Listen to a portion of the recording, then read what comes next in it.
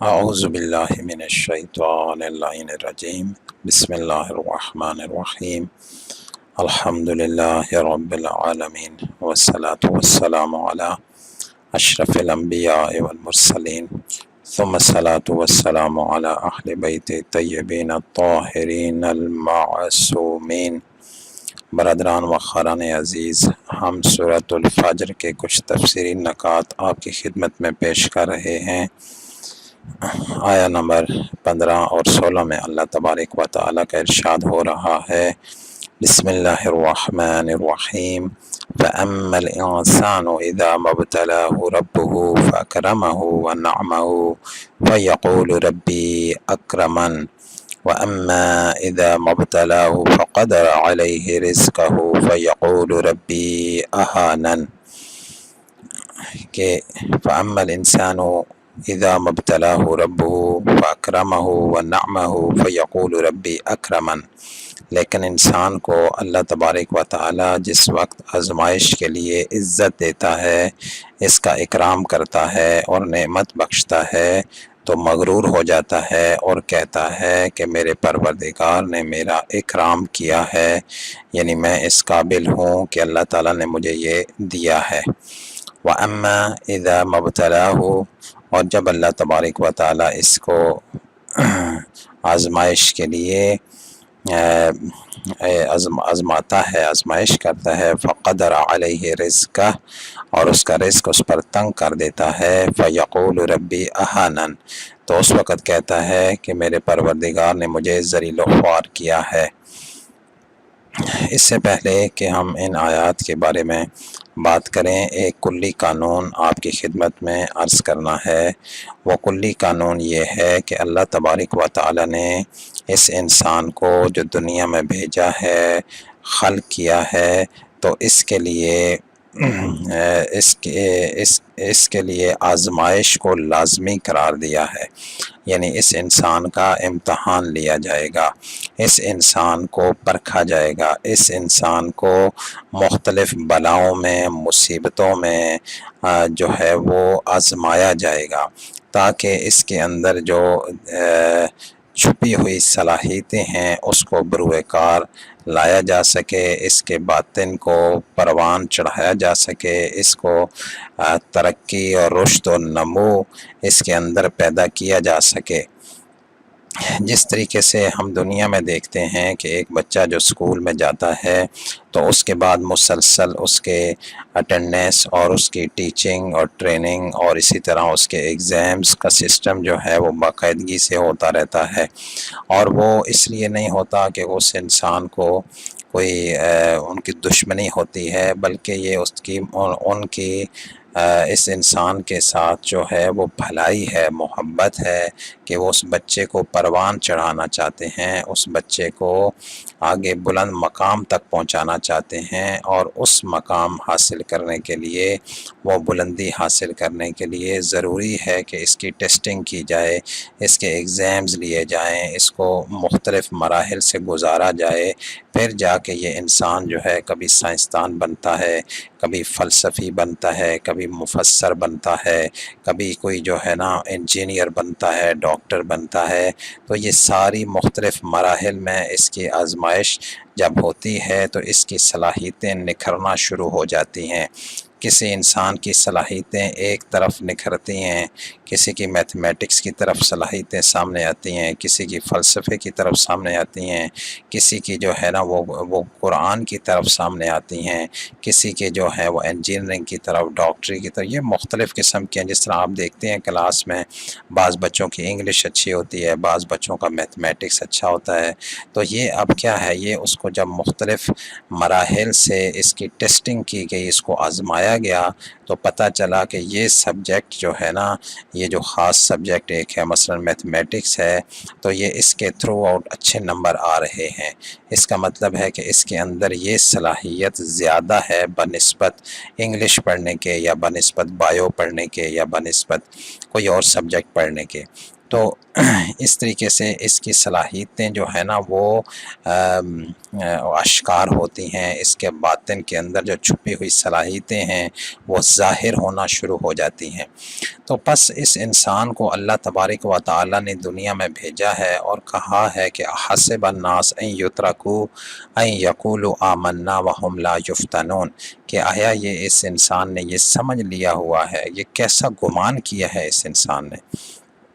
حسب الناس، کیا لوگ یہ گمان کرتے ہیں، ان یقولوا آمنا، کہ وہ کہیں گے کہ ہم ایمان لائے، وہم لا یفتنون، اور ان کو ابھی اس بھٹی میں ڈالا نہیں جائے گا، ان کو اس فتنہ میں ڈالا نہیں جائے گا، ان کو آزمائش نہیں کی جائے گی، ان کا امتحان نہیں لیا جائے گا۔ یعنی آیا ایسا ممکن ہے؟ یعنی تم نے کتنا غلط گمان کیا ہے۔ یعنی یہ ممکن نہیں ہے کہ انسان کو امتحان اور آزمائش کے بغیر دنیا میں رکھا جائے۔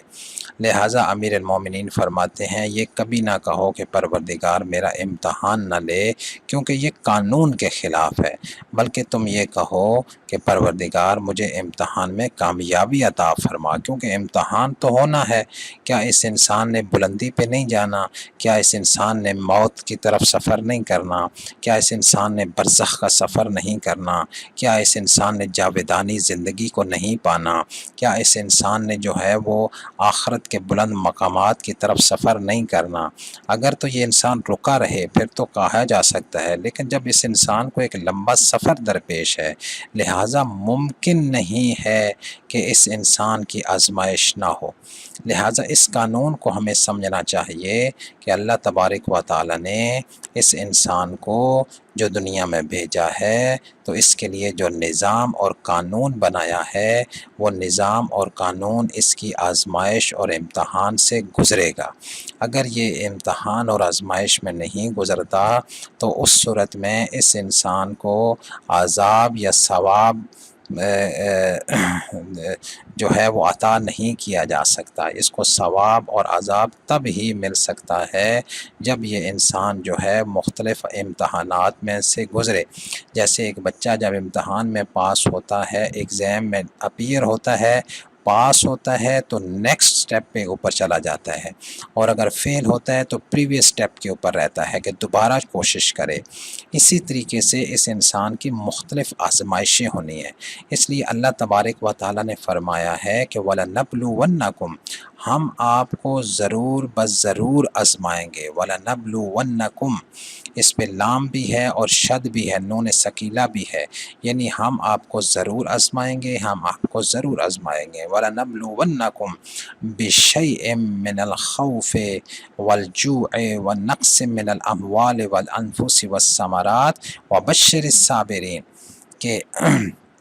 وَلَنَبْلُوَنَّكُمْ، ہم آپ کو ضرور آزمائیں گے، بِشَيْءٍ مِّنَ الْخَوْفِ، ہم خوف سے آزمائیں گے، وَالْجُوعِ، اور بھوک سے آزمائیں گے، وَنَقْصٍ مِّنَ الْأَمْوَالِ وَالْأَنفُسِ، اور مال کے اور جان کے نقصان سے آزمائیں گے تمہیں ہم، وَبَشِّرِ الصَّابِرِينَ، اور اس میں جو صبر کرتا ہے، جب آزمائش تنگی آتی ہے، مصیبت آتی ہے، بلا آتی ہے، اس پہ صبر اس کا اظہار کرنا ہوتا ہے، یہ ایک ابتلا ہے۔ اور جب نعمت ملتی ہے تو شکر کامل کرنا ہے، یہ دوسری آزمائش ہے، یعنی نعمات کے اوپر شکر کرتا ہے کہ نہیں کرتا، اور اس کے بعد اگر ہم اس کو اس کی آزمائش کرتے ہیں تو اس مصیبت پہ یہ مایوس ہوتا ہے یا شکر کرتا ہے۔ جو اللہ کے بندے ہوتے ہیں وہ ہر حال میں اللہ تبارک و تعالیٰ کی بندگی میں ہوتے ہیں، جب اللہ تعالیٰ انہیں نعمت عطا کرتا ہے اس کا شکر بجا لاتے ہیں، اس نعمت کو اس طرح استعمال کرتے ہیں جیسے اللہ کا حکم ہوتا ہے، اور اس پہ اتراتے نہیں ہیں، تکبر نہیں کرتے، اور جب آزمائش میں ہوتے ہیں تو اس وقت وہ اس مشکل مرحلے کو میں استقامت دکھاتے ہیں، عزم دکھاتے ہیں، اور وہ صبر کرتے ہیں، جس کے نتیجے میں وہ انسان کامیاب ہو جاتا ہے۔ اب دیکھیے مثلا حضرت ابراہیم علیہ السلام کے بارے میں اللہ تعالیٰ نے کہا کہ ہم نے ابراہیم کو آزمایا، وَإِذِ ابْتَلَىٰ إِبْرَاهِيمَ رَبُّهُ، جب اس کے رب نے ابراہیم علیہ السلام کو آزمایا، ٹھیک ہے، ابتلا کی، ان کو ابتلا میں ڈالا، اس بھٹی میں ڈالا تو انہوں نے کیا کیا، وہ مکمل پاس ہو گئے، فاتمہن، حضرت ابراہیم علیہ السلام تمام امتحانوں میں کامیاب ہو گئے۔ تو اب اللہ تبارک و تعالیٰ نے دیکھو ان کو آزمائش کس کس طرح کی ڈالی، مالی آزمائش ڈالی اور آخر میں اولاد کی آزمائش ڈالی۔ ٹھیک ہے، یہ بہت بڑا امتحان ہوتا ہے جو اولاد کے بارے میں ہوتا ہے۔ اس امتحان میں بھی جب پاس ہو گئے تو پس اللہ تبارک و تعالیٰ نے کہا کہ اے ابراہیم، ہم نے آپ کو لوگوں کا امام بنایا ہے۔ اب یہ امامت کا مقام حاصل کرنے کے لیے، یا یہ امامت کا جو مقام ملا ہے ابراہیم علیہ السلام کو، اس سے پیچھے اگر آپ دیکھیں تو وہ نوجوانی کے عالم میں تھے، تو اس وقت ان کو آگ میں ڈالا گیا، اس وقت ان کی آزمائش وہاں کی گئی، اور پھر مرحلہ بہ مرحلہ آزمائشیں ہوتی رہیں۔ جب وہ سارے امتحانوں میں مکمل پاس ہو گئے، ایک نمبر بھی کم نہیں لیا اور ایک جگہ بھی لغزش نہیں کی، بس اللہ تبارک و تعالیٰ نے کہا کہ ہم نے آپ کو لوگوں کا امام بنا دیا ہے۔ اور ابراہیم علیہ السلام نے جب اس عظمت کو دیکھا تو پھر اپنی اولاد کے بارے میں، اپنی ذریت کے بارے میں یہ دعا کی، یا اللہ سے پوچھا کیا میری اولاد میں بھی یہ عظمت ملے گی؟ تو کہا ظالموں کو یہ عہد نہیں مل سکتا۔ لہٰذا یہ اللہ تعالیٰ کا قانون ہے، اس کو ہمیں سمجھنا چاہیے کہ اللہ تبارک و تعالیٰ کبھی دے کے آزماتا ہے، کبھی لے کے آزماتا ہے۔ بہرحال یہ تو اب آگے بعد میں تفصیل آئے گی، فی الحال اس قانون کو ہم سمجھیں کہ اگر ہم اس دنیا میں ترقی کرنا چاہتے ہیں تو دنیا کا قانون بھی یہی ہے کہ انسان جو ہے وہ آزمائش کے اور امتحانوں کے اندر ثابت قدمی دکھائے اور اس امتحان میں کامیابی سے پاس ہو جائے، اور ہر مرحلے میں وہ انسان آگے بڑھنے کی کوشش کرتا رہے گا تو وہ انسان ترقی کر جائے گا۔ آخرت کے لیے بھی قانون یہی والا ہے کہ اللہ تبارک صرف یہ ہے کہ اس کو امتحان کو سمجھنا ہے، یعنی آخرت کا قانون بھی یہ ہے اور دین کا قانون بھی یہی ہے کہ اس انسان کی آزمائش کی جائے، اس انسان کی ٹیسٹنگ کی جائے۔ اب یہ اس کے لیے عقل چاہیے، انسان کو غور و فکر چاہیے، انسان کو قرآن میں تدبر کرنے کی ضرورت ہے، انسان کو اپنے اوپر غور و فکر کرنے کی ضرورت ہے، اسلام کا بنیادی نظام سمجھنے کی ضرورت ہے۔ تو یہ انسان جو ہے نا پھر سمجھ جائے گا، اور دوسرا یہ ہے کہ اس امتحان کی نوعیت کو سمجھے، یعنی ہر انسان کا امتحان مختلف ہے۔ ٹھیک ہے، ایک آدمی دفتر میں بیٹھا ہوا ہے، امتحان الگ ہے، ایک اسٹوڈنٹ ہے، اس کا امتحان الگ ہے، ایک دین کا طالب علم ہے، اس کا امتحان الگ ہے، ایک دین کا استاد ہے، اس کا امتحان الگ ہے، ایک تاجر ہے، اس کا امتحان الگ ہے، ایک گھر میں کام کرنے والی عورت ہے، اس کا امتحان الگ ہے۔ اب یہ انسان کو جس انسان کے لیے جو امتحان ہے، اگر یہ انسان غور کرے گا تو اپنے اس امتحان کو پرکھ لے گا۔ ٹھیک ہے، اب یہ نہیں ہے کہ میں آپ کو بتاؤں یا آپ مجھے بتائیں کہ یہ آپ کا امتحان ہے۔ ممکن ہے کہ انسان کو دوسرے کو پتہ لگ رہا ہو، اگر وہ ایک انسان جو ہے وہ زیرک انسان ہے اور اس کو اللہ تبارک و تعالیٰ نے فرقان عطا کیا ہوا ہے، تو وہ پرکھ دیکھ لیتے ہیں، یعنی اللہ تعالیٰ کے جو خاص بندے ہیں ان کو پتہ چل جاتا ہے کہ یہ انسان جو ہے وہ ابھی اس آزمائش میں سے گزر رہا ہے، اور یہ اللہ تعالیٰ کی طرف سے اس کے اوپر یہ آزمائش ہے۔ لیکن دوسرے کا سمجھنا اور نہ سمجھنا کوئی اتنا ضروری نہیں ہے، اس انسان کا اپنا سمجھنا ضروری ہے کہ میں اللہ تبارک و تعالیٰ کی طرف سے اس آزمائش کے اندر ہوں، اور اس آزمائش سے مجھے کامیاب ہونا ہے، اور اس کے لیے وہ اللہ تعالیٰ پہ توکل کرتا ہے، اللہ تعالیٰ پہ بھروسہ کرتا ہے، اللہ تعالیٰ سے امید وابستہ کرتا ہے، اور اپنے عزم اور ارادے کو مضبوط کرتا ہے، اپنے عزم اور ارادے کو اللہ کے ارادے کے ساتھ مربوط کرتا ہے، اور اللہ پہ امید لگاتا ہے۔ تو اس صورت میں یہ انسان جو ہے وہ اللہ تعالیٰ کی توفیق سے امتحانوں میں کامیاب ہوتا رہتا ہے۔ اور یہ ضروری نہیں کہ اس امتحان میں وہ انسان مصیبت میں یا بلا میں ہو، یہ ہو سکتا ہے کہ وہ انسان بہت ہی امن و امان میں ہو، بہت پیسے کی ریل پھیل ہو، بہت نوکر چاکر ہوں، بہت بڑے عہدے پر ہو، لیکن یہ بات یاد رکھے کہ یہ سب کچھ آزمائش ہے، اور یہ زیادہ سخت آزمائش ہے۔ نعمتوں کا عطا کرنا، مال و دولت کا عطا کرنا، دنیا کے عہدے کو عطا کرنا، اور دین کی ذمہ داری کے اس کے اوپر دینا، یہ ساری جو چیزیں ہیں نا یہ زیادہ سخت آزمائش ہیں بنسبت اس کے کہ یہ ساری چیزیں اس سے چھین لی جائیں۔ مثلا اس سے پیسہ چھین لیا جائے، اس سے حکومت چھین لی جائے، اس کو جیل میں ڈال دیا جائے، یہ آزمائش بھی سخت ہے، لیکن یہ آزمائش آسان ہے بنسبت اس آزمائش کے کہ اللہ تبارک و تعالیٰ اس کو کثیر وسائل دیتا ہے، ٹھیک ہے، یہ بات یاد رکھیں۔ لیکن ہم عام یہ سمجھتے ہیں کہ پیسہ دینے والی آزمائش آسان ہے، نہیں، یہ زیادہ مشکل ہے۔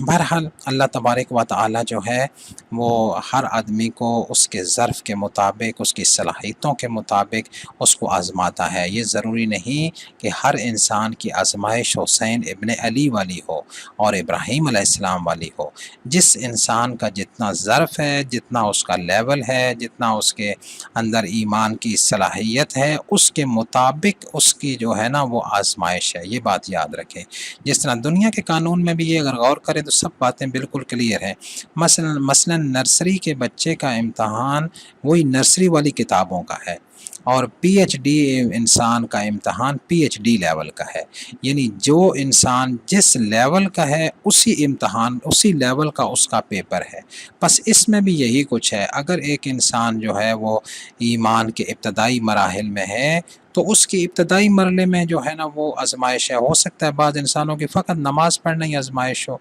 بعض انسانوں کی فقط جو ہے نا نماز اور روزہ اور جو بنیادی اسلام کے فرائض ہیں انہی پہ آزمائش ہو، اور کچھ انسانوں کی جو ہے وہ آزمائش جیسے سید علی خامنائی ہیں تو ان کی آزمائش کا دائرہ بہت وسیع ہے، کئی ملکوں پر پھیلا ہوا ہے، لہٰذا جہاں مظلوم کی آواز آتی ہے وہاں کے انہوں نے اپنا جو ہے وہ رول پلے کرنا ہوتا ہے، اور یہ لازمی ہے ان کے لیے کہ وہ پلے کریں، ٹھیک۔ تو اس طرح ہر انسان کا، جس انسان کا جتنا لیول ہے، جتنا ایمان کا لیول ہے، اسی حساب سے اس کا اللہ تعالیٰ کی طرف سے امتحان ہے، اور یہ ممکن نہیں ہے کہ وہ امتحان جو ہے نا اس کا نہ ہو، اور یہ ہوتا اس لیے ہے تاکہ اس انسان کو اگلے مرحلے میں ڈھالا جائے، اس انسان کو اور بلندی دی جائے، اس انسان کو اور مقامات دیے جائیں، اس انسان کو دیکھا جائے کہ یہ ثواب کا اہل ہے کہ نہیں ہے، یہ اعلیٰ درجات کا اہل ہے کہ نہیں ہے، ٹھیک۔ یہ انسان کی چھپی ہوئی صلاحیتوں کو آشکار کرنا ہے، اور دیکھنا ہے کہ واقعتاً یعنی اس کے اپنے اندر اس کے سامنے سے یہ پردہ ہٹانا ہے۔ اللہ تعالیٰ تو عالم الغیب ہے، اس کو سب پتہ ہے، لیکن اگر اس انسان کے سامنے سے یہ پردہ نہ ہٹایا جائے تو یہ کل فوراً کہہ دے گا نہیں جی میں تو بالکل ایسا نہیں تھا، میرے اوپر تو اگر یہ آزمائش آتی تو میں پورا اترتا۔ بہرحال اللہ تبارک و تعالیٰ سے دعا گو ہیں کہ وہ اپنے حبیب اور آل طاہرہ کے صدقے میں ہمیں جو ہے وہ ہر امتحان میں کامیابی عطا فرمائے، اور ان امتحانوں میں ہمیں ثبات قدمی عنایت فرمائے، اور اپنی خاص نظر رحیمی ان تمام امتحانات میں ہمارے اوپر مسلسل عطا فرمائے، عنایت فرمائے، اور اس نظر رحیمی کو ایک لمحہ کے لیے بھی ہم سے دور نہ فرمائے۔ والسلام علیکم ورحمۃ اللہ وبرکاتہ۔